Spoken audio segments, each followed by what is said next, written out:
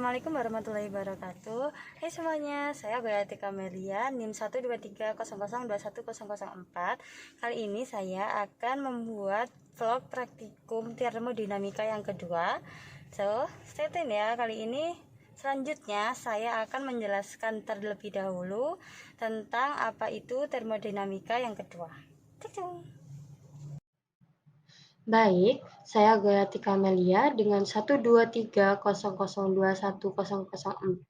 dari Prodi S1 Kebidanan akan menjelaskan praktikum termodinamika yang kedua.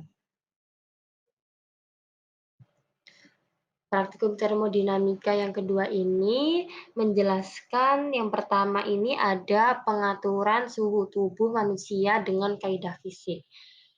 Dikenali sebagai kaidah fisik karena pengaturan lebih banyak kepada penggunaan otot-otot tubuh dan secara fisik.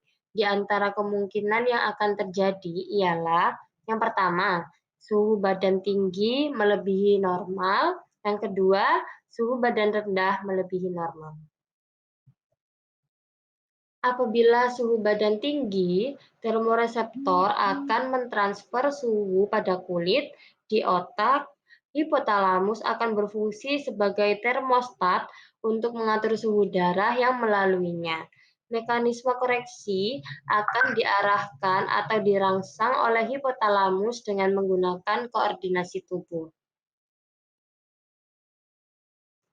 Lalu, mekanisme koreksi apabila suhu badan tinggi ialah vasodilasi, yaitu pembuluh darah mengembang untuk berdekatan dengan kulit. Lalu yang kedua, bulu kulit ditegaskan untuk mengurangi udara yang terperangkap pada kulit supaya panas mudah dibebaskan karena udara adalah konduktor panas yang baik. Yang ketiga, lebih banyak darah pada kulit atau kulit kelihatan merah, memudahkan panas darah terbebas keluar melalui proses penyinaran. Yang keempat, berpeluh.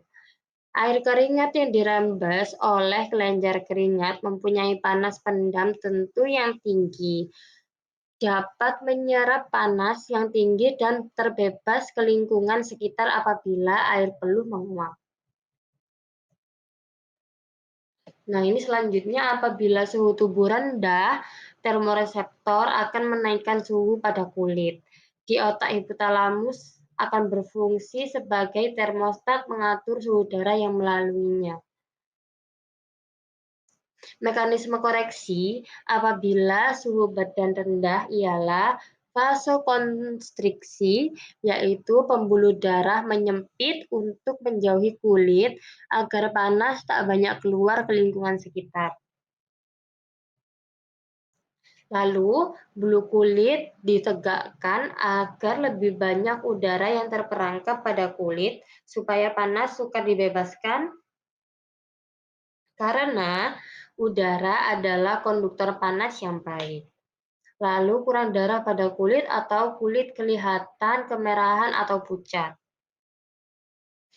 Kurang mengalami proses penyinaran untuk mencegah panas terbebas keluar lingkungan.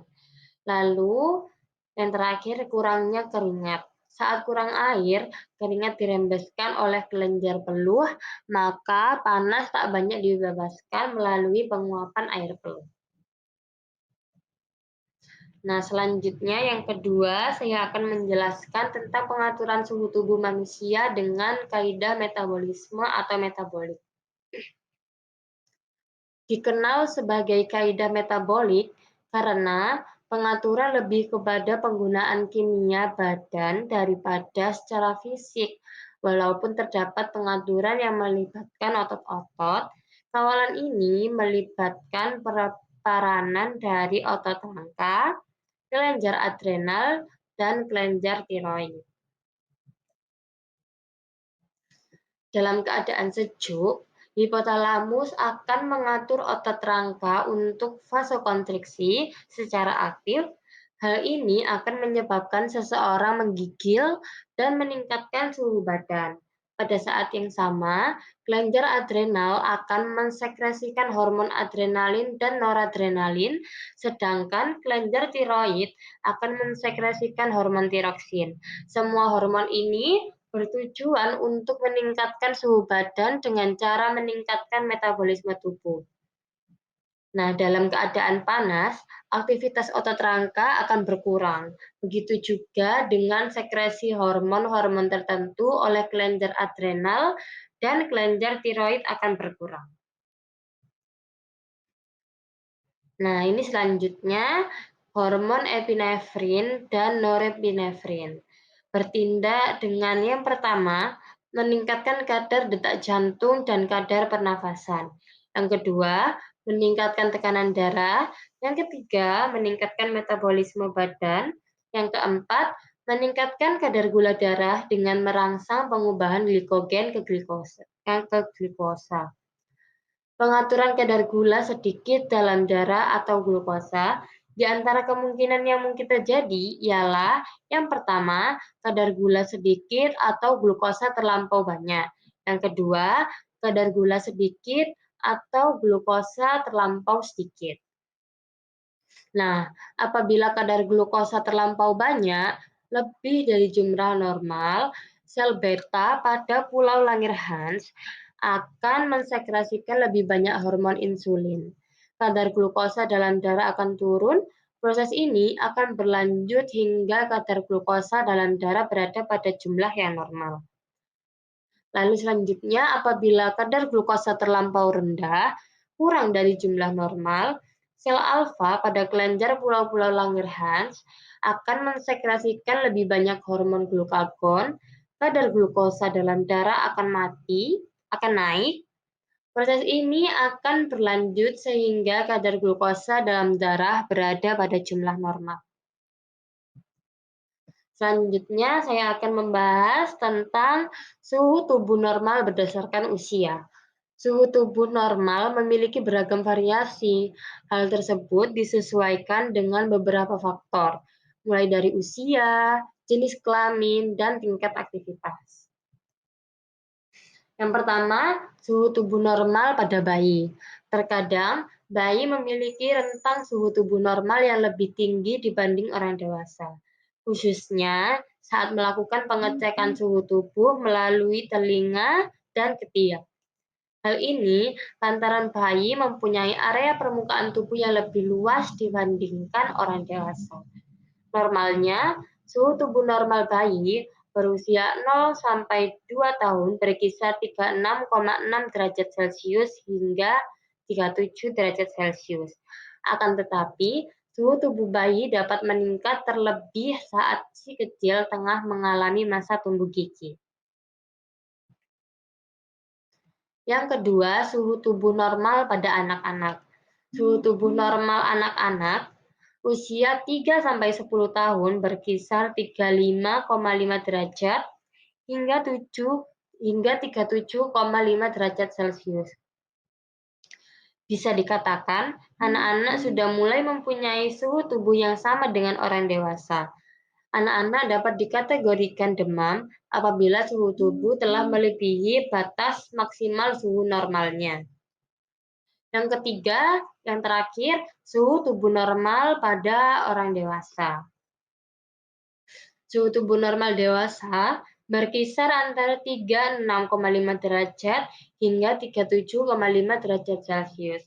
Sehingga saat suhu tubuh menunjukkan angka 38 derajat Celcius, maka bisa dikategorikan demam.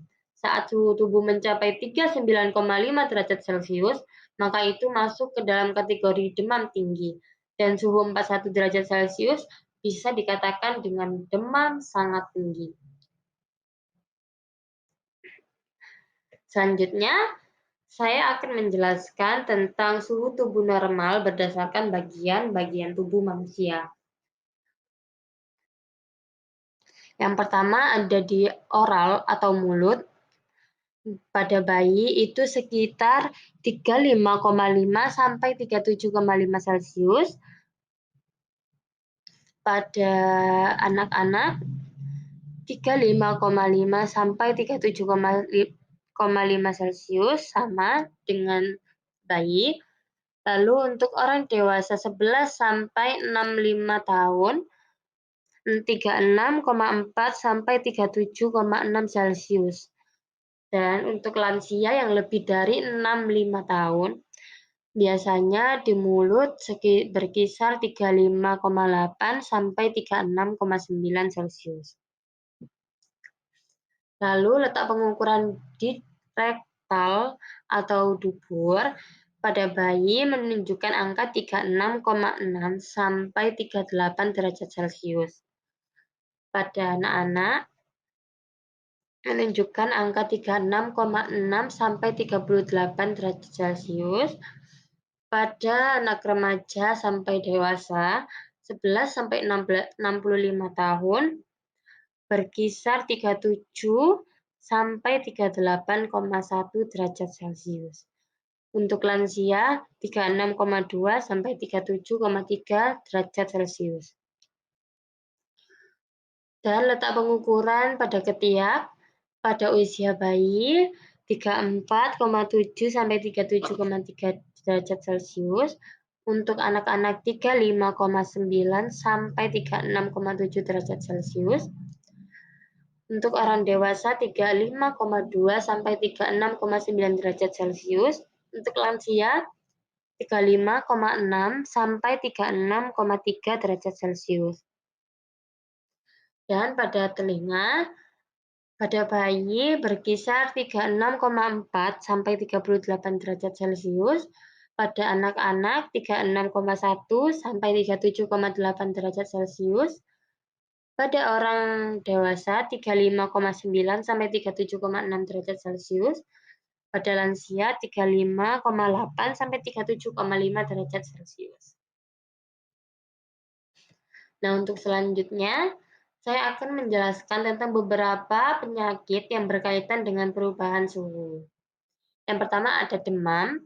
Demam ini bisa terjadi disebabkan karena mekanisme pengeluaran panas tidak mampu untuk mempertahankan kecepatan pengeluaran kelebihan produksi panas, sehingga mengakibatkan suhu dalam tubuh menjadi tidak normal. Demam merupakan mekanisme pertahanan yang penting. Peningkatan ringan suhu tubuh sampai 39 derajat Celcius meningkatkan sistem imun tubuh. Demam juga merupakan bentuk pertarungan akibat infeksi karena virus menstimulasi interferon atau substansi yang bersifat melawan virus. Yang kedua, ada hipertermia. Hipertermia ini adalah peningkatan suhu tubuh sehubungan dengan ketidakmampuan tubuh untuk meningkatkan pengeluaran panas atau menurunkan produksi panas. Setiap penyakit atau trauma pada hipotalamus dapat mempengaruhi mekanisme pengeluaran panas. Hipertermia malignan adalah kondisi bawaan di mana tidak dapat mengontrol produksi panas yang terjadi ketika orang yang rentan menggunakan obat-obatan anestetik tertentu. Dan yang terakhir, ada kelelahan akibat panas. Kelelahan akibat panas ini bisa terjadi akibat kehilangan cairan dan elektrolit secara berlebihan, disebabkan oleh lingkungan yang terlalu panas. Tanda dan gejala kurang volume cairan adalah hal yang umum selama kelelahan akibat panas. Nah, itu dia penjelasan dari saya. Assalamualaikum warahmatullahi wabarakatuh.